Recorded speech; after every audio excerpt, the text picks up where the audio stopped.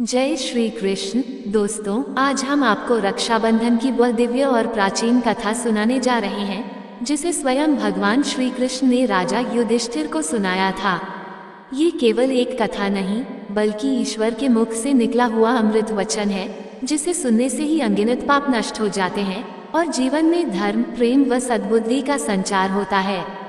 द्वापर युग की वह घड़ी थी जब महाभारत का महासंग्राम समाप्त हो चुका था। पांडवों ने हस्तिनापुर में राज्य स्थापित कर लिया था और धर्मराज युधिष्ठिर प्रजा की भलाई और धर्म के मार्ग पर निष्ठा से चलने लगे थे। एक दिन वे श्री कृष्ण के पास पहुँचे और अत्यंत विनम्रता से बोले, हे माधव, आप त्रिलोक के ज्ञाता हैं, सभी युगों और कालचक्र की घटनाओं से अवगत हैं। मैंने सुना है कि श्रावण मास की पूर्णिमा को रक्षाबंधन का पर्व मनाया जाता है, जिसमें बहनें अपने भाइयों की कलाई पर रक्षा सूत्र बांधती हैं और उनकी दीर्घायु की कामना करती हैं। कृपया मुझे बताएं कि इस पर्व के पीछे की पौराणिक कथा क्या है, जिससे मैं इस पर्व के वास्तविक महत्व को समझ सकूं। श्री कृष्ण मुस्कुराए और बोले, हे धर्मराज, रक्षाबंधन का ये पर्व केवल भाई बहन के प्रेम का प्रतीक नहीं, बल्कि यह धर्म, वचन, समर्पण और भक्ति भावना का भी प्रतीक है। इसके पीछे एक प्राचीन और रहस्यपूर्ण कथा है जो त्रेता युग में घटित हुई थी और जिसका संबंध महान दानवीर राजा बलि और देवी लक्ष्मी से है। मैं तुम्हें वो कथा सुनाता हूँ जिसे सुनकर तुम इस पर्व का गूढ़ अर्थ समझ सकोगे। युधिष्ठिर ने श्रद्धा से कहा, हे केशव, मैं उस कथा को सुनने के लिए अत्यंत उत्सुक हूँ। तब श्री कृष्ण बोले, बहुत प्राचीन काल की बात है जब देवताओं और दानवों के बीच निरंतर संग्राम छिड़ा रहता था। देवताओं को हर बार भगवान विष्णु की कृपा से विजय प्राप्त होती थी, जिससे दानव और भी अधिक क्रोधित होते गए। अंततः एक समय ऐसा आया जब दोनों पक्षों ने संधि करके समुद्र मंथन का निर्णय लिया। इस महाआयोजन में मंदराचल पर्वत को मथानी और नागराज वासुकी को रस्सी बनाया गया। मंथन से रत्न, औषधियां और अंततः अमृत प्राप्त हुआ। देवताओं ने छलपूर्वक अमृत प्राप्त कर लिया और दानवों को वंचित कर दिया। ये देखकर दानव अत्यंत क्रुद्ध हुए। उसी समय समुद्र से देवी लक्ष्मी प्रकट हुई, जो अपार तेज और सौंदर्य से युक्त थीं। वे तुरंत भगवान विष्णु के पास चली गईं, जिससे उन्हें समुद्र तनया कहा गया। अब दानवों ने न केवल अमृत बल्कि लक्ष्मी को भी खो दिया और वे देवताओं से प्रतिशोध लेने को व्याकुल हो उठे। समय बीतता गया और सत्य युग में राक्षस कुल में एक तेजस्वी, तपस्वी और धर्मपरायण राजा का जन्म हुआ, जिनका नाम था महाराज बलि। वे महादेव के परम भक्त थे, परोपकारी, दानवीर और सदैव लोक कल्याण में तत्पर रहते थे। उनके भीतर दानवों का कोई भी नकारात्मक गुण नहीं था, बल्कि वे तो वचन के पक्के, शरणागत, वत्सल और धर्मनिष्ठ थे। अपनी तपस्या, भक्ति और यज्ञों से उन्होंने तीनों लोकों पर अधिकार प्राप्त कर लिया। उनकी ख्याति से देवलोक तक कांप उठा और तब देवताओं ने भगवान विष्णु से प्रार्थना की कि वे कुछ करें। अब ये कथा धीरे धीरे वामन अवतार, भिक्षा, 3 पग भूमि और अंततः देवी लक्ष्मी के रक्षा सूत्र बांधने तक पहुँचेगी, जो बतलाएगी कि यह पर्व सिर्फ राखी का धागा नहीं, बल्कि यह धर्म, विश्वास और आत्मसमर्पण की सबसे ऊंची अभिव्यक्ति है। महाबली राजा बलि भगवान विष्णु के परम भक्त प्रहलाद के पौत्र थे और भक्त प्रहलाद स्वयं असुरराज हिरण्यकशिपु के पुत्र होते हुए भी श्रीहरि के अनन्य उपासक थे।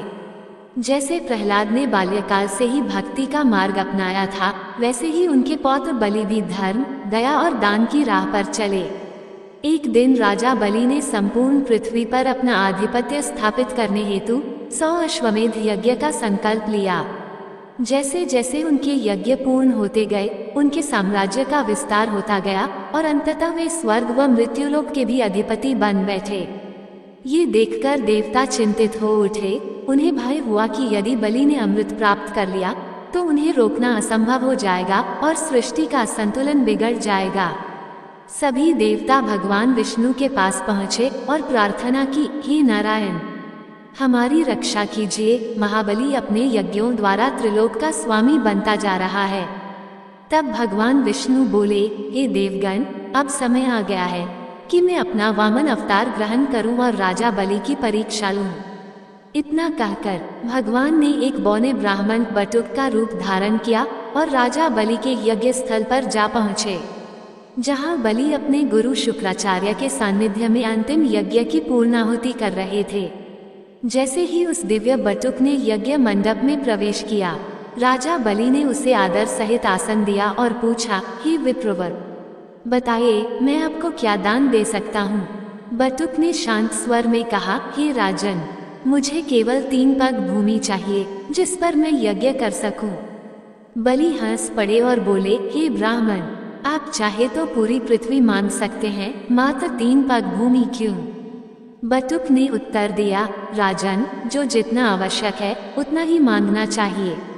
आवश्यकता से अधिक मिलने पर तृष्णा बढ़ती जाती है। इन वचनों ने बलि के हृदय को स्पर्श किया और उन्होंने नम्र होकर कहा, हे ब्राह्मण देव, आपकी बातों में गहन ज्ञान है। मैं आपको वचन देता हूँ कि आप जो मांगते हैं वह मैं आपको दूंगा। तभी शुक्राचार्य ने चेताया, हे राजन, यह कोई साधारण ब्राह्मण नहीं बल्कि स्वयं विष्णु हैं, जो देवताओं के हित के लिए आए हैं। परंतु बलि ने विनम्रता से कहा, यदि यह सच है तो यह मेरे लिए सौभाग्य है कि साक्षात भगवान मुझसे याचना कर रहे हैं। मेरा द्वार कभी किसी याचक को खाली नहीं लौटाता। शुक्राचार्य नाराज होकर वहां से चले गए। बलि ने बटुक को 3 पग भूमि देने की घोषणा कर दी। तभी बटुक ने विराट रूप धारण किया। भगवान वामन का विशाल त्रिविक्रम रूप प्रकट हुआ, जिसने एक पग में स्वर्ग को, दूसरे पग में पृथ्वी को नाप लिया। अब तीसरे पग के लिए कोई स्थान नहीं बचा। तब वामन बोले, हे बलि, अब तीसरे पग के लिए तुम्हारे पास क्या है। राजा बलि ने नतमस्तक होकर उत्तर दिया, प्रभु, मेरा सिर प्रस्तुत है, उस पर अपना तीसरा पग रख दीजिए, जिससे मेरा वचन झूठा न हो। भगवान विष्णु ने प्रसन्न होकर अपना तीसरा पग बलि के सिर पर रख दिया और उन्हें पाताल लोक का राजा नियुक्त कर दिया। बलि की सत्यनिष्ठा, त्याग और दान देखकर भगवान विष्णु अत्यंत प्रसन्न हुए और उन्होंने अपने वामन रूप को छोड़कर चतुर्भुज स्वरूप में प्रकट होकर बलि को वरदान दिया, हे राजन, आने वाले सावर्णी मनवंतर में तुम इंद्र बनोगे। जब तक वह समय न आए तुम पाताल लोक में निवास करोगे और मैं स्वयं तुम्हारे साथ वहां रहूंगा।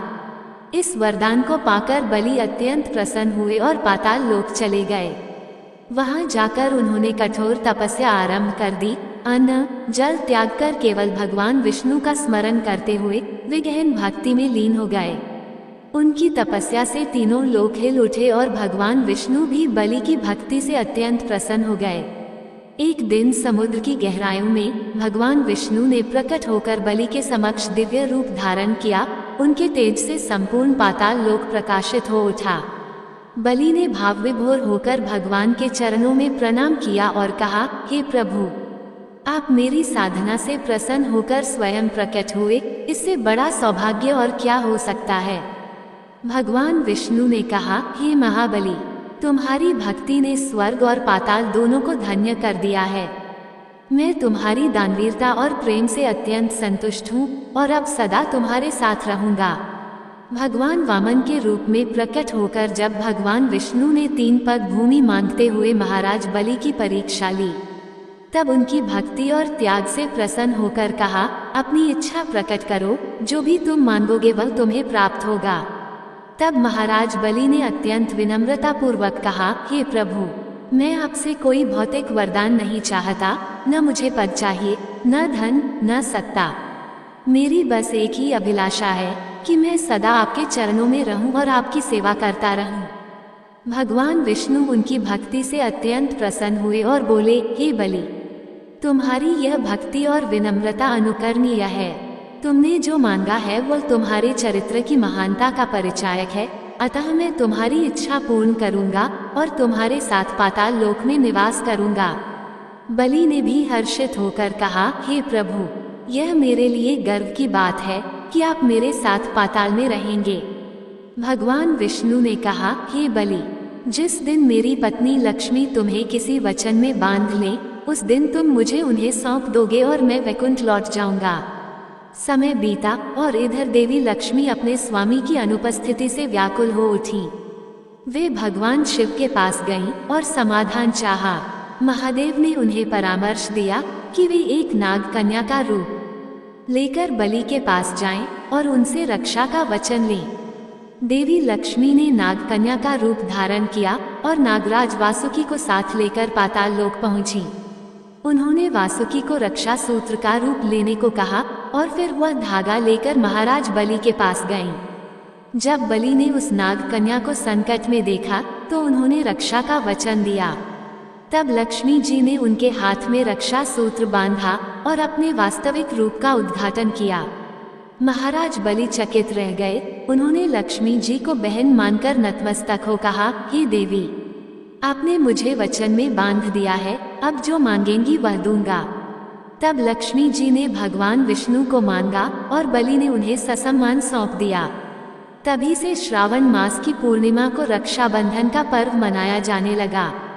भगवान विष्णु ने भी बलि से वचन दिया कि चातुर्मास में उनका एक अंश सदैव पाताल लोक में रहेगा। श्री कृष्ण ने ये कथा युधिष्ठिर को सुनाई और कहा, हे धर्मराज, ये रक्षाबंधन की पवित्र कथा है जो भाई बहन के अनमोल रिश्ते को और भी प्रगाढ़ करती है। जो भी इस कथा को श्रद्धा पूर्वक सुनेगा उस पर लक्ष्मी की कृपा सदा बनी रहेगी। युधिष्ठिर ने इस कथा को सुनकर भगवान श्री कृष्ण को धन्यवाद दिया और इसे पूरे राज्य में प्रसारित करने का निश्चय किया। ये कथा हमें सिखाती है कि रक्षाबंधन केवल भाई बहन का पर्व नहीं, यह उस वचन और विश्वास का पर्व है जो प्रेम, भक्ति और त्याग की डोर से जुड़ा हो। दोस्तों, यही थी वो अद्भुत और भावपूर्ण कथा जिसमें एक भक्त के वचन ने स्वयं भगवान को बंधन में बांध लिया और एक बहन के प्रेम ने रक्षाबंधन जैसे पवित्र पर्व को जन्म दिया।